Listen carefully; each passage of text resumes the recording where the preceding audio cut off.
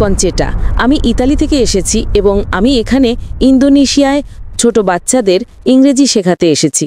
আমি কোনো নির্দিষ্ট ধর্ম অনুসরণ করি না, আমি কোনো চার্চ বা কোনো ধর্মে বিশ্বাসী নই। তাই আমার প্রশ্ন হলো, আমি সবসময় দেখেছি যে বিভিন্ন ধর্মের মানুষ আমাকে তাদের ধর্ম সম্পর্কে জানাতে চেষ্টা করেছে, কিন্তু আমি সবসময় দেখেছি যে তারা বলতো আমার ধর্মই সেরা, আমার ধর্মই সেরা, এবং আমি এটা চাইনি। তাই আমি কোনো ধর্ম অনুসরণ না করার সিদ্ধান্ত নিয়েছি, কারণ আমি বিশ্বাস করি যে ধর্ম ছাড়াও আমি একজন ভালো মানুষ হতে পারি, আমার শৃঙ্খলা আছে, আমি অন্যের ভালো করতে পারি, কারোর ক্ষতি না করে একটা সুন্দর জীবনযাপন করতে পারি, কোনো কঠোর নিয়ম না মেনে। বোন, আপনি ইংরেজি ভাষার শিক্ষিকা, তাই না? শুধু এখানে ইন্দোনেশিয়া একটা অভিজ্ঞতার জন্য। ইন্দোনেশিয়ায় এখন আমি যখন ইংরেজি বর্ণমালা শিখেছি, আমি জানি তার ক্রম হলো ABCD। না না না না, BAZYD। আপনি কি না মানবেন? না। কেন? আপনি তো বলবেন আমি সঠিক। এটা ঠিক না ভুল? ABCD ছাড়া কি ইংরেজি শেখার অন্য কোনো উপায় আছে? কারণ আপনি জানেন এর একটাই উপায়, শুধু একটাই। আপনি বলতে পারেন না ZADPL? আপনি কি বলতে পারেন? যদি 10 জন লোক এসে আপনাকে বলে চলুন ইংরেজিতে বর্ণমালা শিখি ZYAL, আপনি কি রাজি হবেন? আপনি কি বলবেন আমি সঠিক কিনা? কেন? কিন্তু আমি কি করে জানবো যে একজন অধার্মিক পটভূমি থেকে আসা মানুষ আপনার পথটাই সঠিক পথ? আপনি খুব ভালো ইংরেজি জানেন, তাই না? আপনি আপনার ইংরেজি গান নিয়ে আত্মবিশ্বাসী। হ্যাঁ। আপনি কি 100% নিশ্চিত? আমি ইংরেজিতে পারদর্শী, কিন্তু আমার মাতৃভাষা ইতালিয়ান। কিন্তু আপনি জানেন যে ইংরেজি মানে ABCD, অন্য কোনো পথ নেই, তাই না? 100% নিশ্চিত, কারণ আপনি ইংরেজি জানেন, আপনি ইংরেজিতে একজন বিশেষজ্ঞ। আপনি ইতালিয়ানও আরো ভালো বিশেষজ্ঞ হতে পারেন, কিন্তু আপনি ইংরেজিতে বিশেষজ্ঞ, তাই না? ঠিক তেমনি ভাবে বোন, আমার পদ্ধতি ভিন্ন। আমি বলি আপনি আমাকে ইসলামের চেয়ে ভালো কোনো ধর্ম দেখান, আমি আজই তা গ্রহণ করব, কারণ আমি তুলনামূলক ধর্মতত্ত্বের একজন বিশেষজ্ঞ। আমি খ্রিস্টান ধর্ম, হিন্দু ধর্ম, বৌদ্ধ ধর্ম, ইসলাম, শিখ ধর্ম, পার্সি ধর্ম এবং আরও অনেক ধর্ম নিয়ে পড়াশোনা করেছি। তাই এখন আমি তুলনামূলক ধর্মতত্ত্বের একজন বিশেষজ্ঞ। আমি বলছি আপনি আমাকে এর চেয়ে ভালো কোনো ধর্ম দেখান, আমি আজই তা গ্রহণ করব। কিন্তু ধর্মহীনতা সম্পর্কে আপনার কি মত? ঠিক আছে, আপনি আমাকে ধর্মহীনতাকে ইসলামের চেয়ে ভালো প্রমাণ করে দেখান, আমি মেনে নেব। যে কোনো কিছু। আপনি নাস্তিকতাকে ইসলামের চেয়ে ভালো দেখান, আমি মেনে নেব। কমিউনিজম, সমাজতন্ত্র, যা খুশি ইসলামের চেয়ে ভালো প্রমাণ করুন, আমি গ্রহণ করব। যে কোনো কিছু, রাজনীতি বা অরাজনীতিক, আমাকে এর চেয়ে ভালো কিছু দেখান। কোরআনের চেয়ে ভালো কোনো নির্দেশনা গ্রন্থ, আমি তা গ্রহণ করব।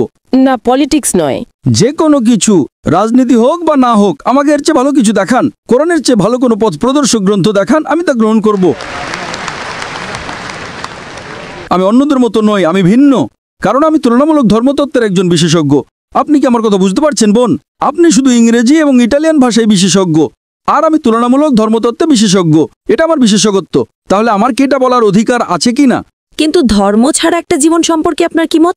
হ্যাঁ, আমি জানি এটা একটা বিতর্কিত প্রশ্ন, কিন্তু আমি জানতে চাই, আমি আমার জীবনকে এইভাবেই দেখি। ধর্ম ছাড়া জীবন হলো রাডার ছাড়া সমুদ্রে পাড়ি দেওয়া। আপনি জানেন, আপনি রাডার ছাড়া সমুদ্রে নৌকো চালাচ্ছেন, কোনো জিপিএস নেই, স্যাটেলাইট নেই, আর আপনি নৌকো নিয়ে বসে চলেছেন যে কোনো দিকে। আপনি কি উত্তরটা পেয়েছেন? আমি বুঝতে পারছি। হ্যাঁ, আপনি বুঝতে পারছেন। তাই এখন আপনাকে আপনার রাডার বেছে নিতে হবে। আমাকে একটা ধর্ম বেছে নিতে হবে? আপনাকে বেস্ট পথ প্রদর্শক বেছে নিতে হবে। ধরেন আপনি অসুস্থ, আপনাকে ডাক্তারের কাছে যেতে হবে, তাই না? নাকি আপনি বলবেন না না আমি নিজেই চিকিৎসা শিখে নেব? আপনি কি তা করতে পারবেন? হ্যাঁ, আপনি গুগল করে কিছু উত্তর পেতে পারেন, কিন্তু সব উত্তর কি পাবেন? চ্যাটজিপিটি? চ্যাটজিপিটি কি আপনার অপারেশন করবে? যদি আপনি চ্যাটজিপিটিকে জিজ্ঞেস করেন আপনার হার্টের সমস্যা হয়, না না না না, সে উত্তর দেবে একজন ডক্টর কাছে যান। চ্যাটজিপিটিকে জিজ্ঞেস করেন কোন ধর্ম সবচেয়ে বৈধ, যুক্তিকার, বৈজ্ঞানিক, এখানে উত্তর আছে। আপনি কি চ্যাটজিপিটিতে বিশ্বাস করেন? আপনি আটকে গেছেন বোন। তাই আমি বলছি এটা আমার এক্সপার্টিজ এরিয়া। আপনার মতো মানুষের সাথে কথা বলে আমার বিশেষজ্ঞত্ব।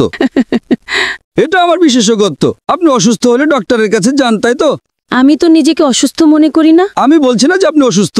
না, মানে আমি মনে করি না যে আমি রাডার হারিয়ে ফেলেছি। আমি মনে করি না যে এখন আমার কোনো রাডারের প্রয়োজন আছে। তাই আপনি অসুস্থ হলে ডাক্তারের কাছে যান না, তাই তো? অবশ্যই যাই।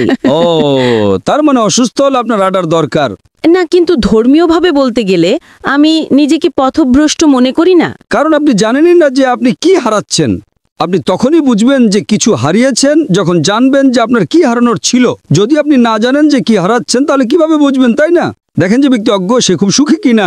সে ইংরেজি জানে না, কিছুই জানে না, সে খুব সুখী, ঠিক না ভুল?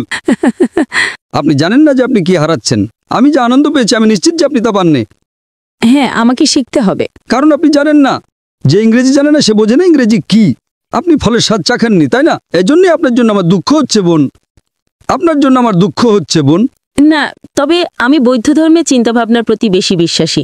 যেমন আপনার শরীর একটি মন্দির, যেমন ঈশ্বরী আপনি, যেমন আপনাকে। ও, বৌদ্ধ ধর্ম। আচ্ছা, বুদ্ধের শিক্ষা কি? আমি জানি না, আমি তো পড়িনি, দয়া করে বলুন। তাহলে এখন বৌদ্ধ ধর্ম সম্পর্কে কথা বলছেন আর আপনি জানেন না বৌদ্ধ ধর্ম কি?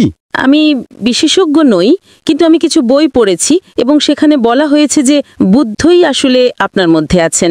মানে আপনি নিজের উপর কাজ করে একটা ভালো জীবন পেতে পারেন এবং অন্যের সাথে ভালো ব্যবহার করতে পারেন, আর সেটাই যথেষ্ট। তাই নিজের উপর কাজ করাই আসল। একথা কে বলেছে? এটা তো বৌদ্ধ ধর্মের শিক্ষা নয়।